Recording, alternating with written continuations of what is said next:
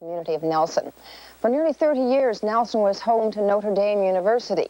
5 years ago, it became David Thompson University Centre. But last week, the provincial government said it was shutting down the school. Bad news for the students and staff. Bad also for the community.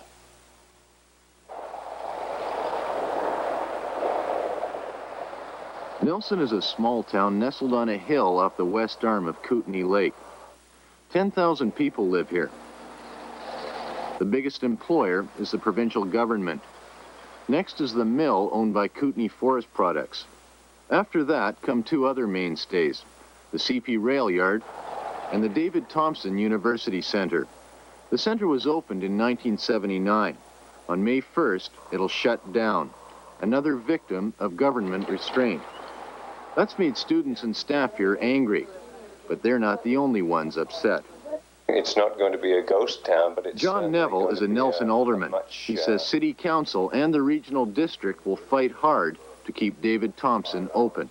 Economically, it's just going to be disastrous. We're going to lose 100 jobs, and that's going to be in addition to our 27% unemployment right now.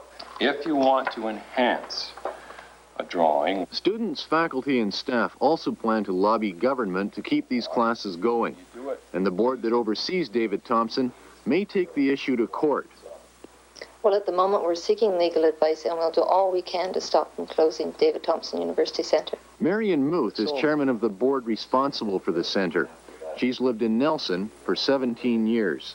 It's just so horrendous that one can't begin to say these people aren't just here as teachers and bringing us education, but they're also leaders in our community. They coach, they lead the Overture Concert Society, they do all these things. So the loss is just indescribable. 1, 2, 3, 1, 2, 3. Coffee beans make the finest coffee of all. For people from around Nelson, David Thompson is a convenient place to go to school. They can get a University of Victoria degree without leaving home, or a diploma from Castlegar Selkirk College. I'm thinking about, we've got history, what about geography? It's not only people from the Nelson area who come here. Students move here from other parts of BC and Canada for things like the Rural Education Program. It's for students who want to teach in rural areas, and it's not offered anywhere else in Western Canada. With this gone, with this program gone, these teachers aren't going to be trained.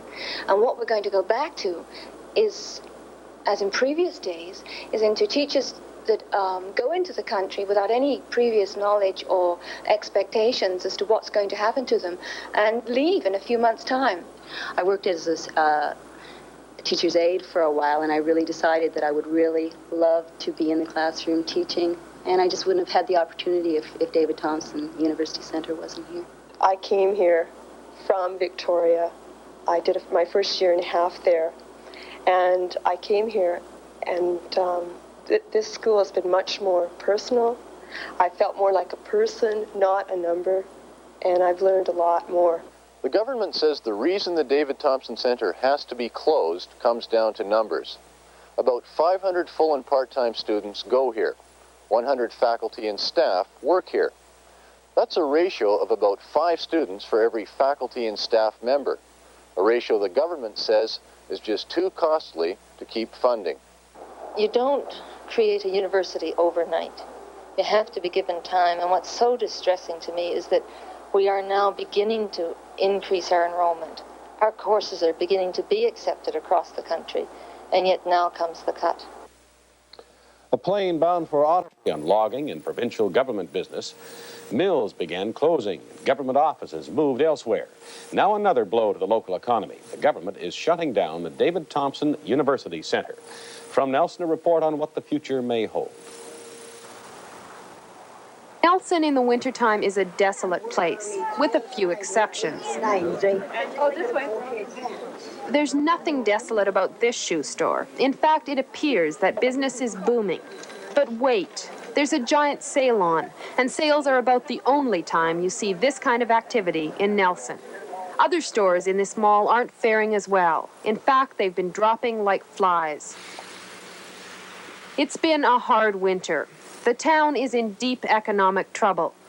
And even the old folks are saying they can't remember times as bad as these. The demise of David Thompson University is the latest in a long series of blows. It closes May the 1st, putting 100 people out of work and sending 500 students elsewhere.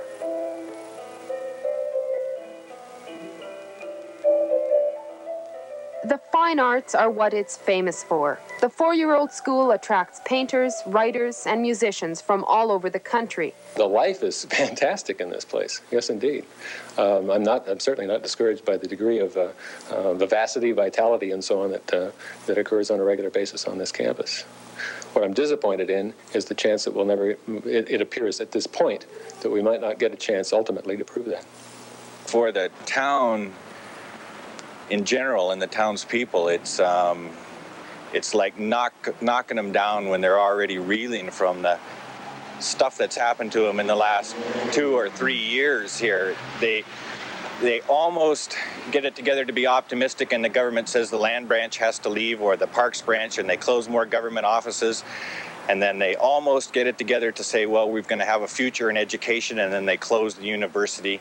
And already half the working people that live here are unemployed because they closed the plywood plant and they laid off all the women that worked at the BC Tel.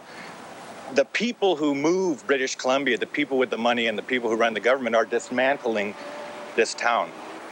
Nelson's government tower has lost both the parks and the lands branch in the past year. Kootenay Forest Products, a brick subsidiary, closed its plywood plant. Almost 20% of the population have left, and property values have plummeted, with 500 homes on the market.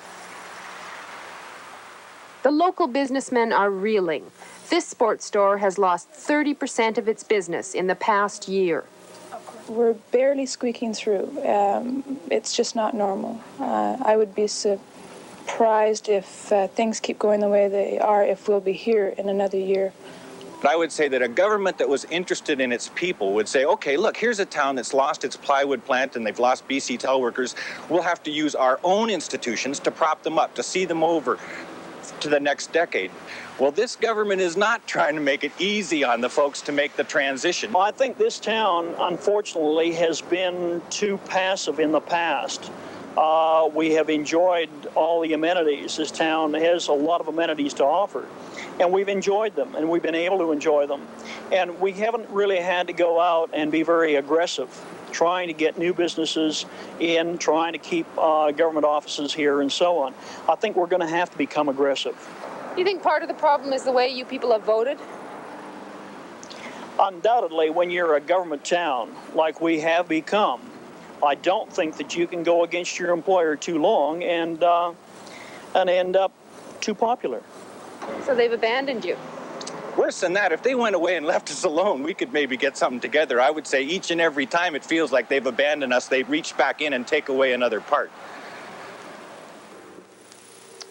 Moving backwards in the show, and I mentioned... You got 20 seconds. They feel strongly their university is worth saving. Nelson is such a lovely little community where you can go across the street and talk to your professor after hours, and he's more than willing to do this to you. I feel frustrated, and yet I still feel like we have to fight, take a stand for our rights. The government's argument is that David Thompson University Centre is simply too expensive to keep open. It can save more than $2.5 million by closing it down. By cutting out this university entirely, the government feels it can save all the money it needs to with one chop of the Restraint Acts. The people here in Nelson are angry. The personal touch is gone. As far as I'm concerned, they're not a people's government anymore. And I've supported this government all the time. A major concern is for the town itself. The unofficial unemployment rate here is 1 in 3 without a job. The town's major industry, the pulp mill, has been laying off workers. So has the government. So has the railroad. With the university closing, that's 100 more jobs gone. Karen Webb, CBC News, Nelson, British Columbia.